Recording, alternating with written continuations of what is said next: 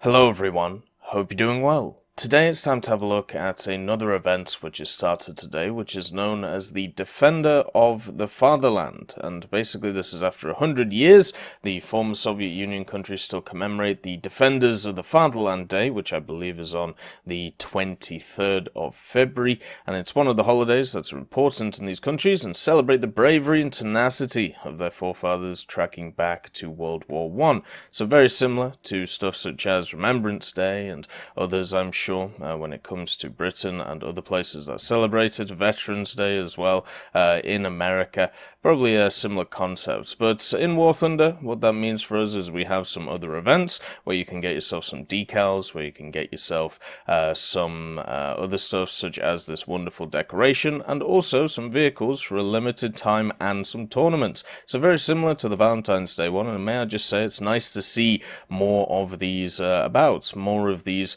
little events. Therefore, we can be able to get, some limited time premiums on top of this, some decals and decorations. It gives something or a little thing for everybody, and I think personally that is something really nice to see. Something that I think War Thunder could benefit from is much more like small short-term events that happen over maybe a week's period instead of these month-long or 2-week-long events, which are generally incredibly grindfesty, where these ones are just much more simple. So you can see you can either get, there are two things you can get from just playing. So between the 21st of February and the 25th of February, all you have to do is participate in 3 battles in vehicles of rank 2 and above with game activity of 60%, and you can get one of these following decals: the February 23 decal, grenade, or shield star decal. Now, I don't actually think there are any new decals here, because when I checked my decals in the game, I feel like I've already got all of these. So yeah, we'll go through that, in a little bit. But what does seem to be new is this round shield, this lion one, and you get this by winning 5 times in vehicles of rank 2 and above, with game activity of 60% or higher, and you get this wonderful decoration that you see here. Generally, the shields are really nice to see in War Thunder, and this one I don't think will be any different. The next part is, as we said, the premium vehicles on sale for a limited time. The T-34, the First Guards T-34, and also the IL-2 Avenger, so 2 Soviet vehicles. And they're both 1300 GE each, so if you want to pick them up, that's how much they're going to cost you. I picked them up ages ago. I don't know where I picked them up, whether it was another event similar to this, or whether it was, a pack or something. But anyway, they are available. We'll go through the opinions on them once we get into the game. Then we have some more tournaments. So on the 23rd of February, there is some automatic tournaments which are happening. You can see the Firefront, RB 5v5, the Gladiators RB as well, where you can get yourself some stuff such as GE, 800 Golden Eagles for first place, plus some boosters, a title, a decal, and also some of the decorations as well that you can see here. So there's a lot of stuff on offer when it comes to these, all you have to do is click participate. It'll bring you to the tournament realm, and all you have to do is sign up. So make sure, if you are interested in those tournaments, to do that. I would say, give it a go. There's no reason not to, as long as you can get some players around you, and just have a bit of fun. Just have a bit of fun. Maybe you do well, maybe you don't do well. It doesn't matter. It's all experiences at the end of the day, and the prizes go all the way down to 6th place. So pretty much 32 teams, so 32, 16, and then 8th, and then 6th. You pretty much have to win 3 or 4 games, and then you're into the money already. So that is pretty high. It's not even that. It's 32, 16, maybe even 3 wins, and you will probably be in the money. So that's something to look forward to. Make sure to check the terms and condition on the tournament site for War Thunder. Now let's get into the game and have a look at the vehicles, and also have a look at the decals. So this is what the decals look like in game. You can see them wonderfully spread on the KV1 L11, and where you'll find them is if you go to customization and special. which is this area here, you'll find them dotted around. So here's the first one. Oh god, the music's just kicked in. But you'll also find, you know, the grenade one here, and also the 23. So for me, when it comes to these different decals, I'm pretty sure, as I said, all of them have been available before, because I opened the grenade decal, but it didn't show me, you know, that I'd actually opened it apart from here, but I'm pretty sure I received it before, right? The other thing as well is I haven't got the decoration yet, because unfortunately I had quite a few defeats over and over and over again in naval, but I can show you how other shields look like, such as the round shield.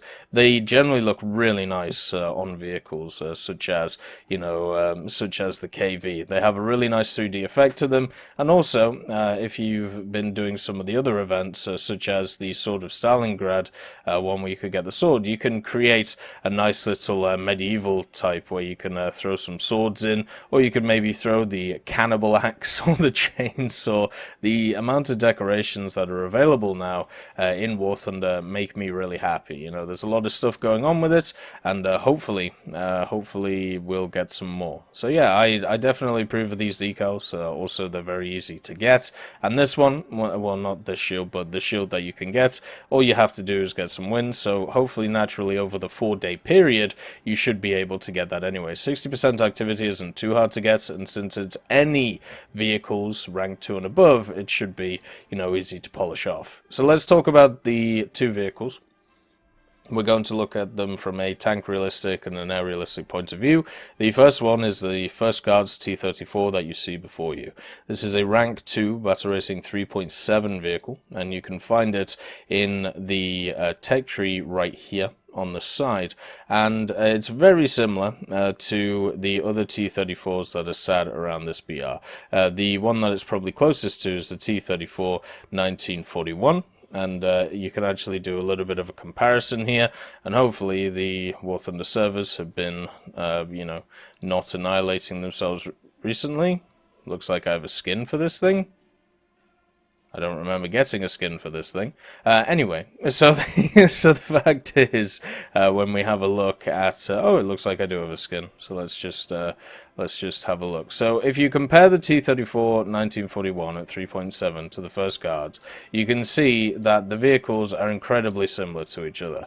The turret on the First Guards is slightly different to the one from the 1941. You can see that there's this little bit of curved area on the sides, whereas the 1941, it's a little bit more straight down, and then you have like the side of the turret. And also, you don't have the add-on armor for the T-34 First Guards, but on the 1941 you do. That's pretty much the only difference between the 2 vehicles if we really want to push it out there. There is also slight differences in turret rotation speed and also reload, but that could be down to my crew skills and nothing else. So the First Guards is a very nice vehicle to have at 3.7.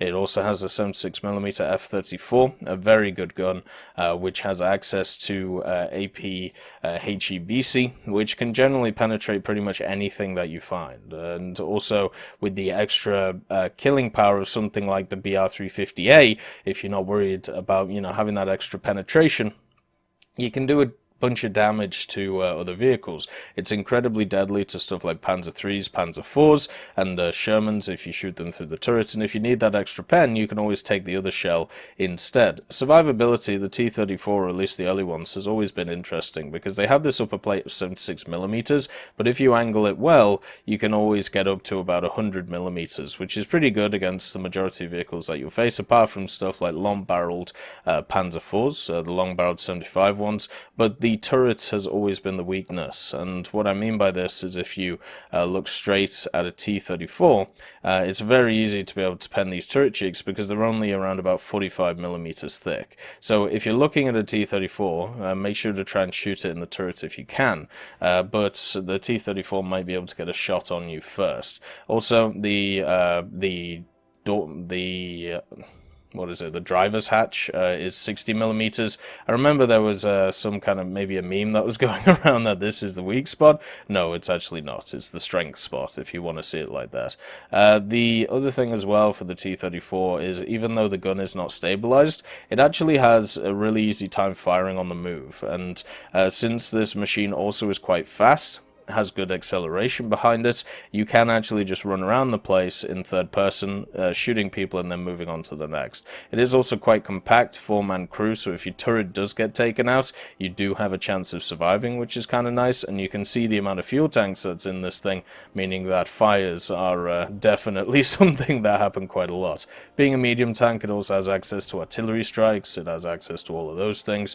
And if we have a look at its general rewards, it's 354% and then 150% on SL, which isn't, you know, the best thing in the world. Remember, I am running premium, but if we compare it to something like the T-34-41, its brother, or, you know, the 42, you're looking at 260, 150. So this thing isn't going to be something that gains you a bunch of SL, but its research in general is pretty good. So if you're a person who hasn't really, you know, researched a ton of the Soviet tree, if you are, you know, if you are not past rank 3, I would definitely say this is a good pickup, because it slots really well into the 3-7 lineup to start with, which is incredibly strong for the Soviets. The 3-3, 3-7 area for the Soviets is really fun to play.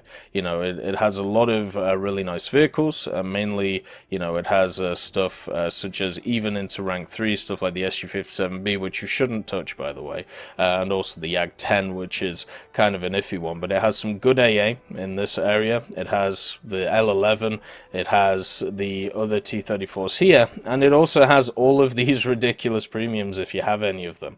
You know, the Mark II Matilda, the Mark 9 Valentine from obviously Valentine's Day, the Katusha, if you really want to throw that in. The BT7 does pretty well at the BR as well. And the only issue with something like the T-34 First Guards is once you pass 3.7, what I mean by this is if you want to create, let's say, a 4.0 lineup, you know, with the STZ, the KV-1S, maybe something such as, I don't know, there's this 43 right here, drop the First Guards. It does not do well in up tiers, as it does not do well enough in up tiers to be able to justify it running at a higher BR than it currently is. At 3.7, it's in a really nice place. It faces a lot of stuff which doesn't have that much of armor that you can, you know, that you can't overcome. But once you start coming up against some of the other heavier tanks in the game, you're gonna struggle with that penetration. It also, as you go higher in BR, you're going to face more Shermans with many more stabilizers, and they're going to be able to get the first shot off on you, and they're going to be able to pen you really, really easily. So that is a bit of an issue. The customization as well. So this is actually a standard skin. You know, it kind of looks like a winter camouflage, but you can unlock a summer camouflage, which just makes it standard. It's 200 GE, or you need 90 kills, so 45 kills in RB, and then you can also get all the other standard camouflages if you want, which basically just make it look like, you know, a T-34. But if you are running this camouflage, remember that on maps which aren't winter, you're going to stick out like a sore thumb. You're going to be one of those people which you're going to be able to see from miles away just because of the nature of your tank. I mean, you can go full bushwookie like I do in my KV-1 and get rid of all of that, but it is just something to think about. Talking about the other vehicle as well, we have the IL-2M Avenger, and I just want to make sure if it is the IL-2M Avenger. Yes, it is, or the IL-2 Avenger, as it's known. And what you find from this vehicle, let's just see. Yes, it is this vehicle. Why is it not labeled as the IL-2M Avenger? That seems a bit odd. But anyway, so the IL-2M Avenger is a premium vehicle which is rank 3. So already compared to the T-34 First Guards, which is a rank 2, so therefore it's efficient at grinding rank 3 and below, the IL-2M wins out because it's able to grind rank 4 and below. It also has much better rewards on it, 510% SL and also 408% RP. So if you're a person person who is looking for a vehicle to grind out RP and also grind out its L, this is a much better option, especially for its aircraft. Something to mention is that the Soviets also have a very deep rank 4 and also quite a lot of vehicles below that. But then when you get to rank 5, you know, obviously you won't be as efficient grinding this, but the amount of vehicles that you can grind efficiently with the IL-2M is kind of insane. And in a realistic, if you use this as just kind of a turn your brain off ground pounder, you know, go and just hit columns and maybe drop some bombs, hit them hard, and, you know, do well in it, then you can easily grind a ton of SL and a ton of RP for those vehicles. And as a person who really struggles with specific vehicles in rank 4 for the Soviets, like, you can see that I've spaded a lot of these Yaks here, but I don't rate them very highly. The Yak 9P is a fun vehicle, but against its counterparts gets annihilated. The 9UT is the same way, the Yak 3U is slightly better than that, and the Yak 9U is okay, but its engine likes to kill itself. The LA-7s, the Levechkins, in my opinion, are inferior to a lot of the aircraft that they face. The ground attackers are pretty fun, but once again, it's turn your brain off mode in aerialistic. I-185 is okay, I-225 is okay after it got reduced in BR. This started out, I believe, at 6.3, and since it's been dropped to 5.7, that should give you all you need to know about that. Some of the bombers are fun, but this line in particular is not the easiest to play, just because you get outmatched either in altitude or energy or even guns when it comes to other planes. So the IL-2M Avenger can research you through that part of the tech tree without you having to play it if you don't want to play it. So, you know, that's kind of nice. It has access to two 23mm, two 7.62mm in the wings, so you do have to worry about convergence. These 23mm are able to knock out medium tanks. I'm not sure if they can knock out heavies, but they can definitely knock out medium tanks in aerialistic, and that means that if you come from them from behind, smash them in the back, then you'll be able to, you know, take them out. So this means that you're not just a random ground pounder that's going to kill light targets. This thing can influence the game in a very, very large way, especially if you get on specific maps, such as, you know, stuff that is stuff that has a lot of light tanks on it or a lot of medium tanks on it. You can switch the game just like stuff like 84s do, and even other stuff such as Horton at higher BRs. So at 3.3 you have a really big role to play with the IL-2M Avenger and using your 23mm correctly, and this all depends on which map, you know, you're on, and obviously how it all works. So, you know, you can also penetrate light pillboxes, killing them with the 23mm, and you have pretty much, if you are sighted by an enemy player, you do have to understand that the majority of the time you are going to die. But one thing about the IL-2s in general, and this is the same with the IL-2M Avenger, they normally have one good turn. So if you find an enemy who doesn't exactly know what they're doing, what can actually end up happening is they will try and go for you, then you can turn onto them, you will get a shot on them, and then you'll be, you know, not in a great position. But if you capitalize on that one single shot that they give you by basically just screwing up where they're coming, you can easily get air kills in this. And it also has a pretty strong elevator. Its roll rate is a little bit bad at lower speeds, but it's not too bad at higher speeds, and therefore you can kind of dogfight in it, but not really well. You basically, as I said, just have that one turn, and if you can capitalize, you can do insanely good in it. So the secondary loadouts that this thing has on top of its guns are plenty, up to, as you can see, 250 kilo bombs. You can also bring a variety of rockets on top of it, so depending on what you enjoy, you know, you can bring whatever you want. There is a bit of a problem though, because of the setup of the secondaries. It is nice that there is a ton of different ones, but for me personally, I definitely feel like there isn't enough oomph with them. I would like a little bit more of a bomb load for this machine. Having only up to like 500 kilos worth of bombs, especially in War Thunder in Air Realistic, just isn't really enough. And also the rockets on top, they're okay, but they're not the best. You know, they definitely have their issues when it comes to the 132s, and you can see that they have pretty good penetration on them, especially these ones, the 85s, and yeah, they're okay. But in an Air Realistic point of view, you're not going to be killing any bases anytime soon. Maybe you kill a few ground targets with them, and that's probably what you should focus on. In ground realistic, though, for the IL-2M, you know, these bomb loads are pretty good. You know, you can take out at least one target. I believe these are in external loads. Yes, they are. And I also think you can drop them independently. I'm just going to check that right now so I don't make a cod's wallop of it. But the main thing to understand with the IL-2M is it's very much better in a ground realistic scenario if you are trying to go for like key targets than it is in air realistic. In air realistic you have to use your guns. Also there isn't great visibility in the cockpit, so you know, unlucky to the simulator players. But in an air realistic sense, you know, you have to use your guns, where in a ground realistic sense, your actual bombs are much more useful.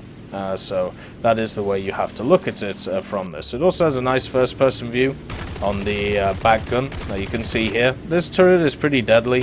The IL-2 turret should never, ever be underestimated. I've seen many people underestimate Soviet turrets in general, and they have come out on the worst end of it. So let's just see.